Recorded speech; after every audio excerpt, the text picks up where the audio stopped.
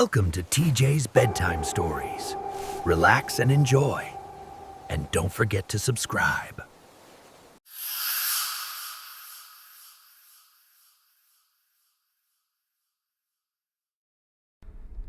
Tonight's story is from user Exquisite Sociopath from darkstories.org.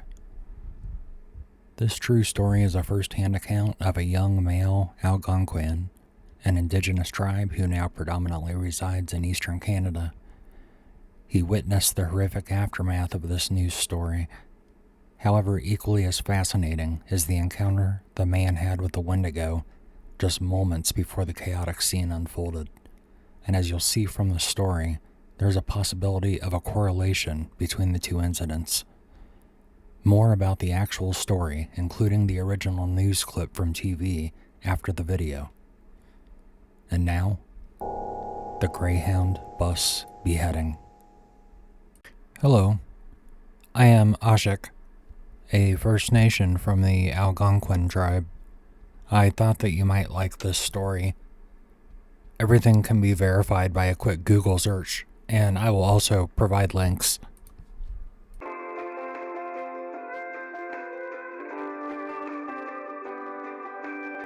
It was July 30th, 2008. Me and my buddy Mookie were driving to Manitoba to pick up some medicine for an upcoming sweat.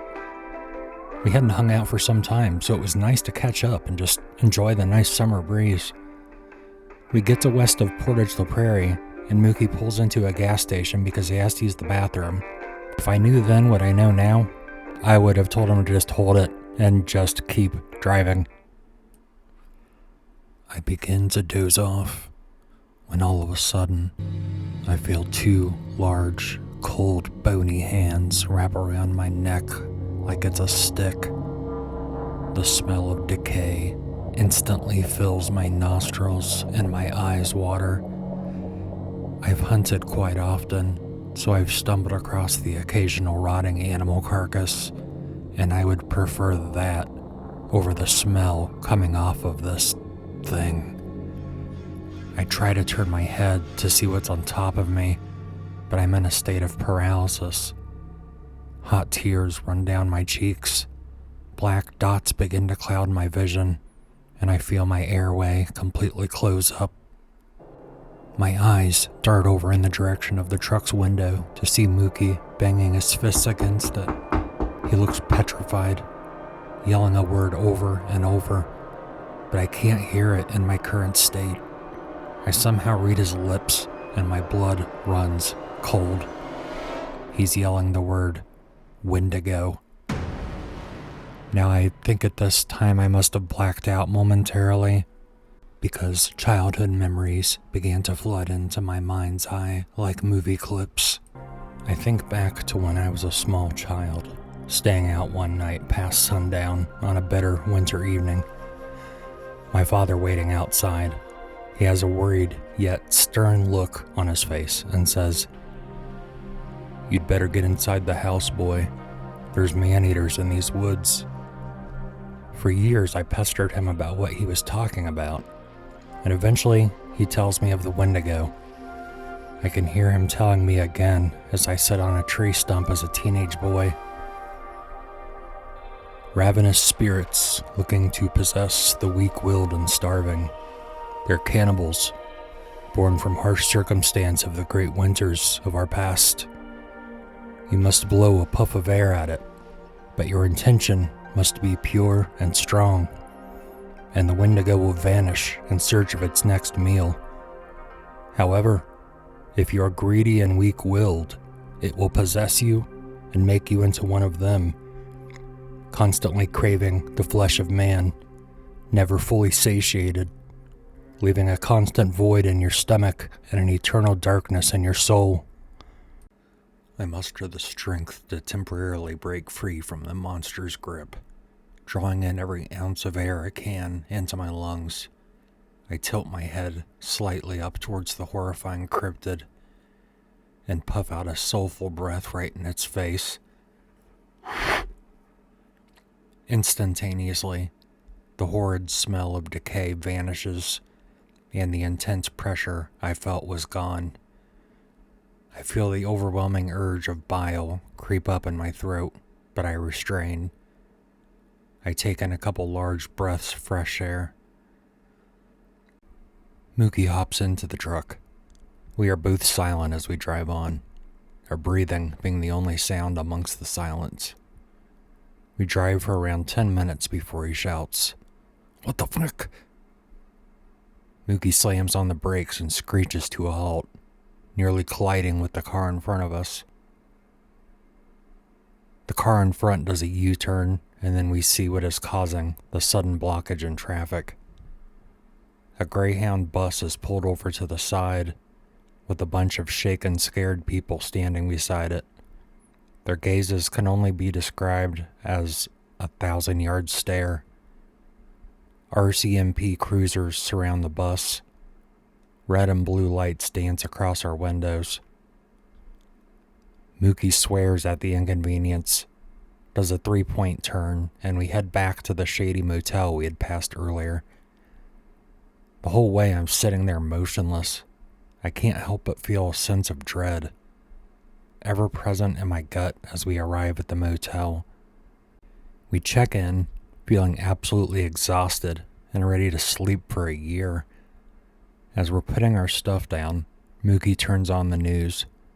It's a shitty TV, but soon enough we see breaking news flash across the screen, and I stop what I'm doing. The Greyhound bus that 20 minutes ago was just a few feet from us is now on the TV. The news reporter looked like she was in a bit of shock as she rattles off. One adult male is confirmed to be dead in what is being called a frenzied knife attack. We are getting multiple reports that the suspect consumed parts of the male's body. The police are refraining from further comments at this time, however. This has been a breaking news alert. I'm Chloe Friesen, Channel 13 News, Manitoba. I look over at Mookie. He's gone ashen white. He slowly turns his head towards me, and in a withdrawn voice mutters, "I guess the Wendigo needed to be fed."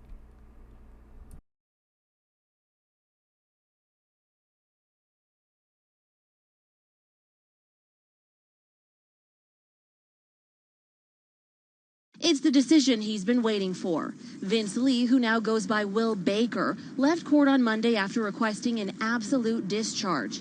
And today, that's exactly what he received. The review board saying it's of the opinion that the weight of evidence does not substantiate that Mr. Baker poses a significant threat to the safety of the public. In 2008, Baker beheaded and cannibalized Tim McLean aboard a Greyhound bus west of Winnipeg. But in 2009, he was found not criminally responsible for the killing because he suffered from schizophrenia. On Facebook today, McLean's mother writes, "This just in. Vince Lee, or Will Baker, was granted an absolute discharge today by the Manitoba Review Board. I have no comment today. I have no words."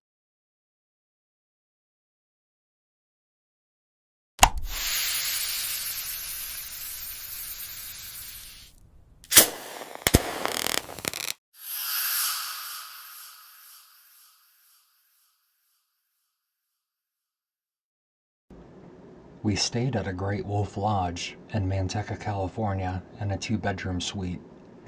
The 2 conjoining rooms had 2 doors where you could lock it from either side. The kids stayed in the kids' style room with bunk beds, and we stayed on the other side. We kept the doors open for both sides, and I made sure the doors for both rooms were fully locked, including the lock where you can't fully open the door from the outside.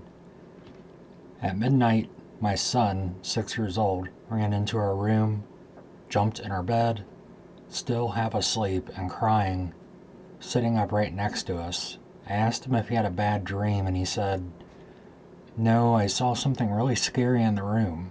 It was a big man with a dark shadow walking around. I ran right past him to get here." I had checked the room earlier and figured it was just a nightmare. So we tucked him in between us in bed and went back to sleep. At 3 a.m., my wife sat up, frantically looking around, and I asked what was wrong. She said, "Someone yelled, 'Mom.'" You honestly didn't hear that? I told her I didn't, but she asked me to go check on her daughter. I walked over to the kids' bunk bed den in the next room and found my little girl out of bed, huddled up in the corner, hyperventilating, with tears streaming down her cheeks. As I swooped her up, she said, "Be careful, Daddy, he's still in here." I quickly got her to our room and laid her on our bed with my wife and son before heading back to the kids' room and searching every square inch of that place. I turned on all the lights and checked literally everywhere. Nothing. No one. The doors were untouched, locks still engaged, and the windows were fixed in frames. You couldn't even open them. Honestly, at this point, I was feeling around the walls and behind the mirror looking for a hidden door. I asked my daughter what she saw, and she said she was laying on the top bunk, and at first thought it was me, but as I got closer, she realized it was something else. She said the person was taller and skinnier than me. I'm 5'10" and lean. She went on to say it had smooth paper white skin and a longer neck than a normal person. It was all skin and didn't have a face. I asked if maybe it could have been a shadow, but she insisted it had smooth skin without wrinkles and walked straight up to her as she pulled her blanket over her head. She said when she peeked from under the blanket, she watched it walk towards the door leading to our room. My eyes shifted up to look at the door separating our rooms after hearing her say this. I knew I was the husband and father, the man who's supposed to protect the family, but in that moment, I felt just as vulnerable as when I was a young boy hearing my first ghost story. My wife asked her daughter when she had yelled, "Mom," but she said she never said anything. She was afraid that it would hear her and harm her. I told my little girl not to mention what she had seen to her brother when he wakes up. I knew he would be really spooked if he found out that his sister had a similar encounter not long after he did. Both of our kids have consistently slept in their own rooms since they were toddlers and have never run into our room in the middle of the night, aside from the rare occasion of our son having a bathroom accident. At this point, my wife and I are convinced the kids' room is sketchy, so we keep them with us, closing and locking our room off from theirs. It took an hour for my wife to fall back asleep. I was spooked myself by this whole thing, so I left the closet light on for ambience and figured I'd just keep watch till daylight. After my wife fell back asleep, the closet light I had left on turns off and wouldn't turn back on, so I turned on the bathroom light. 20 or 30 minutes later, I heard knocking coming from the door to the conjoining room. I swallowed the hard lump in my throat and tried to convince myself it was coming from a door across the hall, but knew it was the conjoining door. I felt vulnerable just laying there, not checking, so I went and cracked the door. Nothing, just an empty room, and luckily still with the lights on like I'd left it. Half an hour later, my wife starts freaking out in her sleep. I figured it was a night terror, which she has 1 or 2 times a year. I wake her up and she's frantic. She tells me she dreamt of waking up in the hotel bed, went to the bathroom, came out, and was locked in the other room with the evil entity. She said I had locked her in the room and she was knocking like crazy, trying to get back on our side before the monster could grab her. Finally, the sun came up, and we got the courage to go into the other room and grab the rest of our belongings so we could leave.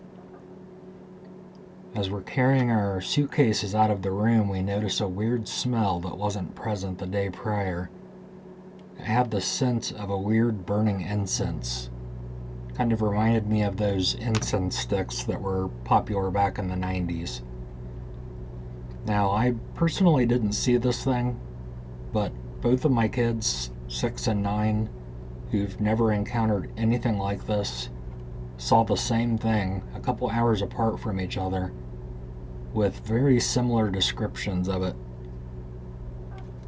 I've never really been a big believer of hauntings and paranormal stuff, but after this, I'm left shaken, questioning it in my mind, and find myself often thinking about our terrifying night at that Great Wolf Lodge.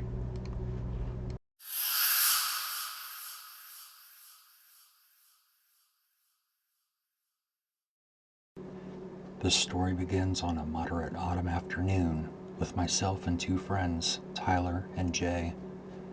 I live in a small town in Queensland, Australia, and in my area we have a lot of folklore cryptids such as the Quincan and the Mist Marauder. However, the creature in this story resembles neither of these. My encounter starts with Tyler, Jay, and myself. We had gone for a long bike ride around town. We were about 13 at the time, and being dumb teenagers, decided to explore an abandoned shed in the rainforest. So we head down the muddy track to the corrugated steel shed and kick our way through the door. Now, I'm very attracted to the paranormal and can often feel the supernatural in what I would best explain as a violent shiver. As we climbed over plants and abandoned machinery, I started to shiver, but ignored it. Tyler called out to me and Jay, "Hey, come look at this," in an excited yet scared tone. We rushed over to him and saw a small pile of bones, maybe mice and birds. We thought maybe an owl or kite had made a home in there. Then from under a rusty tractor came a screeching noise. It sounded like a twisted fusion of a wild pig's enraged squeal and a human shout. We turned around, and crawling towards us in a creeping, unnatural way was a pale figure, easily 7 feet in length. It was white, coated in slime, and its eyes were like pits, hypnotic and evil. And its mouth was a mess of razor-sharp teeth, definitely not for eating anything other than flesh, muscle, and bone. We booked it out of the shed, hurtling over the machinery and through undergrowth that had sprung up from cracks in the floor. We slammed the doors shut, trying to hold them while the monster tried to get out. Its long claws were scraping against the doors, and as we got onto the bikes and pedaled down the track, its scream repeatedly pierced through the rainforest behind us. Now, maybe I was just delirious and partially in shock, but I swear as we rode our bikes out of there, pushing through stomach cramps and stiff muscles, I heard the echoing screams meld into a sinister, guttural laugh. Needless to say, we haven't been anywhere near there since. I'll post more of my encounters soon. Until then, sleep with one eye open and keep a weapon close in case the crawler comes looking for you next.